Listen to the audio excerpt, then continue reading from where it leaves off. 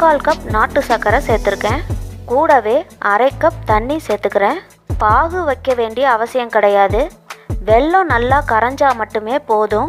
வெல்லத்தை திக்காக பாகு வச்சிட்டிங்கன்னா அவல் சரியாக வெள்ளைப்பாகுல ஊறாது. லட்டு சாப்பிட்றதுக்கு நர நரன்னு இருக்கும். அதனால் பாகு இந்த மாதிரி தண்ணியாகவே இருக்கட்டும். வெல்லம் நல்லா கரைஞ்சிருச்சு. இப்போ இதை எடுத்து ஒரு ஓரமாக வச்சிடலாம். ஆற வச்ச கடலை அவல் ரெண்டையுமே மிக்ஸி ஜாரில் சேர்த்துட்டு எந்த அளவுக்கு நைஸாக அரைக்க முடியுமோ அந்த அளவுக்கு நைஸாக அரைச்சிக்கலாம்.